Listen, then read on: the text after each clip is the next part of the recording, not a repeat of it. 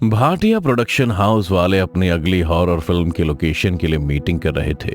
Director Sanjay Rawat अपनी research team पर भड़का हुआ था। 3 महीने बीत गए पर तुम कदों से एक ढंग की हॉरर लोकेशन नहीं ढूंढी गई। अरे भूल जाओ तुम सभी की रावत अपनी फिल्म यूं ही किसी जगह शूट कर लेगा।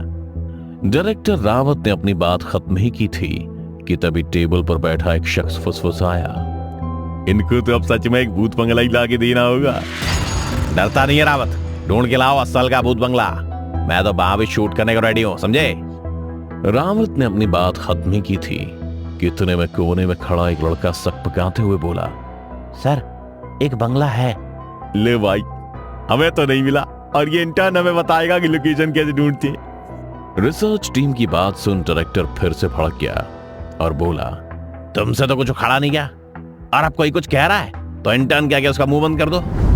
लड़के तुम बताओ किस बंगले के बारे में बोल रहे हो। सर यहाँ से लगभग 40 किलोमीटर दूर है वो बंगला जहाँ पहले एक क्रिश्चियन फैमिली रहती थी, पर उनकी बेटी के मर जाने के बाद उस घर में अजीब अजीब सी घटनाएं होने लगी और अंत में उन्हें वो घर छोड़ के जाना पड़ा, जो अब किसी कब्रिस्तान की तरह दिखता है, जिसके बाद से लोग उसके आसपास फटकने से भी डरते हैं। इंटर्न की बात सुन डायरेक्टर का इंटरेस्ट उस बंगले में बढ़ने लगा और उसे उस बंगले के बारे में और भी कुछ बताने को कहा।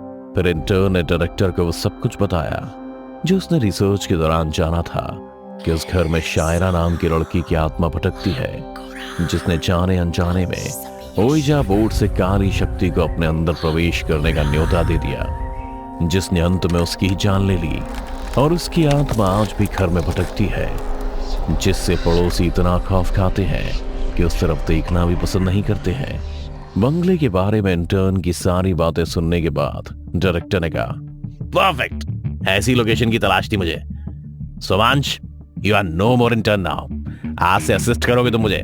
अच्छा ये बताओ, प्रॉपर्टी ओनर का कुछ इन्फॉर्मेशन है? कैसे मिलेगी वो जगह मुझे? सर सब इन्फॉर्मेशन लेके आया हूँ मैं, आप कहें तो मैं एक बार बात कर लूंगा। कर लूंगा नहीं सोमांश, आप ही करो, पैसों की परवाह नहीं है, हमें बस वो बंगला चाहिए किसी भी हाल में, समझे। डायरेक्टर की जोशीली आवाज सुन सोमांश में भी जोश भर गया था और वह आधी रात में ही बंगले के मालकिन को कॉल लगा देता है। हेलो हेलो, हाँ कौन? जी, हमें आपका बंगला रेंट पर चाहिए फिल्म की शूटिंग के लिए। कीमत मुंह मांगी मिलेगी, मना मत कीजिएगा। बंगला रेंट पर चाहिए, ये सुन के हाउस ओनर का दिमाग घूम गया, जिस पर वो चिल्लाते हुए कहती है, इतने रात गए तुमने इस बात के लिए मुझे फोन किया? तुम्हें पता भी है कुछ मेरे बारे में या उस बंगले के बारे में कि बस मुंह उठाकर कॉल कर दिया? बंगले के मालकिन ने एक के बाद एक इस सोमांश पर कई सारे सवाल दाग दिए और उस पर भड़कने लगी।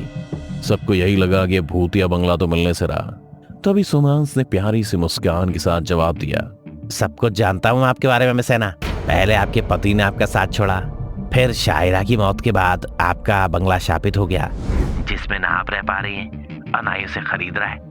और तो और आपकी नौकरी भी जा चुकी है और सेविंग्स के पैसे भी खत्म होने को हैं।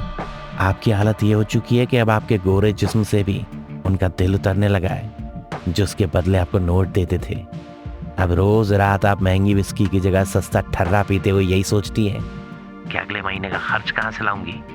पर हम फिल्म वाले इतने बुरे भी नहीं हैं, आपके बुरे वक्त में आपके काम आ सकते हैं। तो मैं डील डन समझू ना मिस एना? कितने पैसे मिलेंगे? ऐना के सवाल ने रावत के चेहरे पर राहत भरी मुस्कान ला दी थी। वो सिगार का पफ लेते हुए सोमांश के पास गया और उसे गले लगा लिया, क्योंकि इस वक्त सोमांश उसके लिए कोई जादूगर था, जिसने पल में उसकी सारी मुश्किलें गायब ही कर दी थीं। उधर सब कुछ तय हो गया था कि क्या और कैसे होना है। फिर आया शूट का दिन। क्रू के सारे लोग बंगले के बाहर ही खड़े थे, क्योंकि किसी की हिम्मत नहीं हो रही थी कि वो उस बंगले के अंदर जाए, जिसके बारे में पहले से इतनी बातें उन लोगों ने सुनी थी। तभी वहां रावत की गाड़ी पहुंची और जब उसने देखा कि अभी तक वहां कुछ हुआ ही नहीं है, तो उसका गुस्सा 7वें आसमान पर पहुंच गया। ब्लडी इडियट्स, अभी तक कुछ भी शुरू क्यों नहीं हुआ? डायरेक्टर आकर सेट पर लाइट रेडी करेगा क्या? रात को इतना गुस्सा होते देख फिल्म की हीरोइन बाहर आई और इस कामुक अंदाज में से समझाते हुए कहा, रावत डियर, इतना गुस्सा मत करो, हो जाएगा सब, और इसी बहाने मुझे सीन समझाने का तुम्हें थोड़ा और वक्त मिल जाएगा। रवीना की बात सुन रावत की आंखें चमक उठती हैं और वो सोमांश से सब कुछ संभालने को कहे खुद रवीना के बल खाते चाल के पीछे पीछे अंदर चला गया। अंदर कमरे में पहुंच रावत ने कहा, रवीना, आज सीन कुछ ऐसा है कि तुम एक ऐसे घर में पहुंच गई हो जो भूतिया है, और उसके अंदर पहुंचते ही तुम्हारे अंदर सैकड़ों आत्माओं का प्रवेश हो जाता है। अरे आप तो सच में सीन समझाने लगे।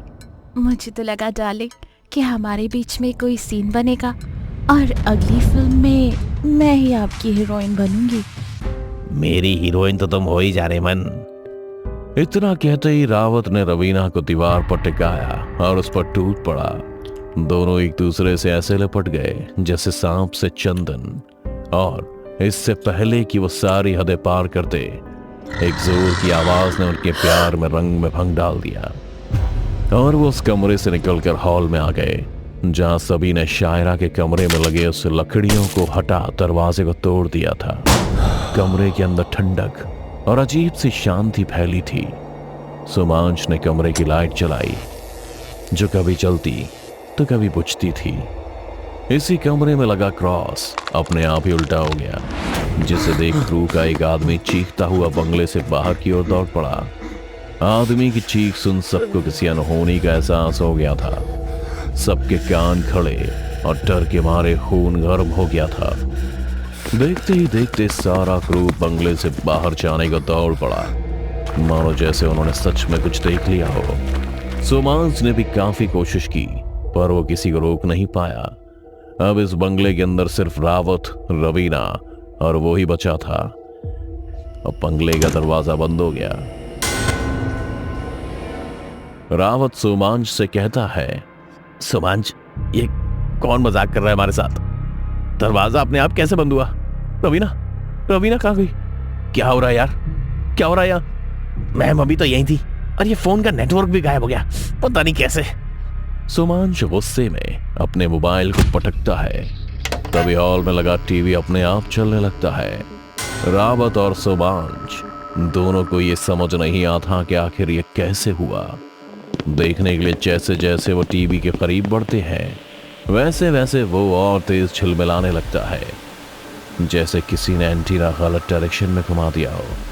फिर अचानक से उस टीवी से एक तेज आवाज आई और उस पर रवीना दिखने लगती है, मानो वो जैसे कहीं फंस गई हो और उसका वीडियो इस टीवी पर चल रहा हो। रवीना को यूं टीवी के अंदर फंसा देख रावत के रोंगटे खड़े हो गए। वो टीवी के पास पहुंच उसे आवाज देने लगा, रवीना, तुम कहां फंसी हो? बताओ मुझे। मुझे नहीं पता संजय, प्लीज मुझे बचा लो, मैं मरना नहीं चाहती। इतना कहते हुए रवीना रोने लगती है और मदद के लिए अपना हाथ आगे बढ़ा देती है, जो देखते ही देखते टीवी के बाहर आ जाता है। रावत भी न जाने क्या सोचता है और उसका हाथ थाम उसे खींचने की कोशिश करने लगता है, पर रवीना टस से मस भी नहीं हुई। टीवी के अंदर इसकी आंखें लाल होने लगी और फिर उसने एक झटके में रावत को अंदर की तरफ खींचा और खींचते खींचते उसका पूरा हाथ टीवी के अंदर ले लिया।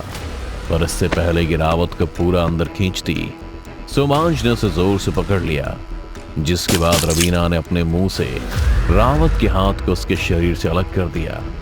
जिसके बाद रावत और सोमांश दोनों जमीन पर गिर गए और टीवी वापस बंद हो गया। रावत दर्द के मारे ऐसे छटपटा रहा था मानो जैसे वो कभी भी दम तोड़ दे। दर्द से कराते हुए वो वापस से शायरा के रूम में रेंगते हुए पहुंच गया और एक कोने में पड़ने लगा जहां सिर्फ और सिर्फ अंधेरा ही था। सोमांश रावत को संभालने की खूब कोशिश करता है लेकिन संभाल नहीं पाता कि अचानक से रावत के पीछे से एक हाथ निकलने लगा, जो कुछ और नहीं बल्कि रावत का ही कटा हुआ हाथ था, जिसे रवीना ने टीवी के अंदर ही काट लिया था। उस हाथ के साथ रवीना भी अंधेरे से बाहर निकली, जिसे देख किसी का भी सिर चकरा जाए।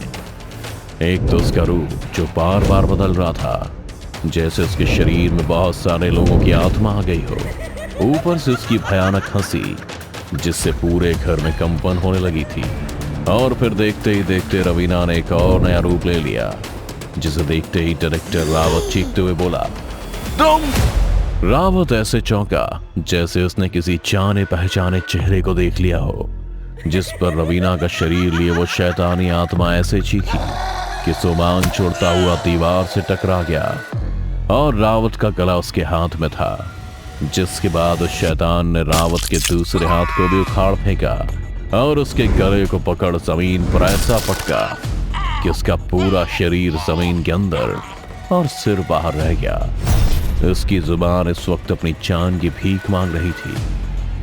फिजा, मुझे छोड़ दो, अब मैं किसी के साथ ऐसा नहीं करूंगा। लेकिन वो रुकी नहीं। उसने अपने पांव को उठाया और रावत का सिर जमीन के अंदर धंसा दिया, जिसके बाद उस शैतानी शरीर ने फिर से रवीना का रूप लिया और जमीन पर गिर पड़ी। उधर सोमांश की भी बंद होती पलकें पूरी तरह से बंद हो गई थी और जब आंखें खोली तो उसने अपने आप को अस्पताल में पाया और उसके बगल में रवीना, जिसके एक आंख में पट्टी और दूसरे आंख में आंसू थे। उसे देखते ही सोमांश ने कहा, कौन थी फिजा? सोमांश के इस सवाल के बाद रवीना की भीगी पलकों ने सब बयां कर दिया कि फिजा भी रवीना की तरह एक एक्ट्रेस थी, जिसे फिल्म देने के बदले में डायरेक्टर ने उसके जिस्म का खूब फायदा उठाया, यहां तक कि शादी का वादा भी किया था। पर रवीना के आने के बाद वो उस पर फिसल गया और उसके साथ ही अपनी रातें रंगीन करने लगा। फिर आखिरी वक्त में फिजा को फिल्म से हटवा रवीना को ले लिया, जो फिजा को बिल्कुल भी पसंद नहीं आया और उसने रावत पर केस कर दिया, जिसके बाद रावत ने उसे बहला फुसला कर अपने घर बुलाया और नशे की हालत में उसे जान से मार दिया। पर यह बात रावत को भी कहां पता थी कि वह शापित भूत बंगला उसकी ही मौत की वजह बन जाएगी।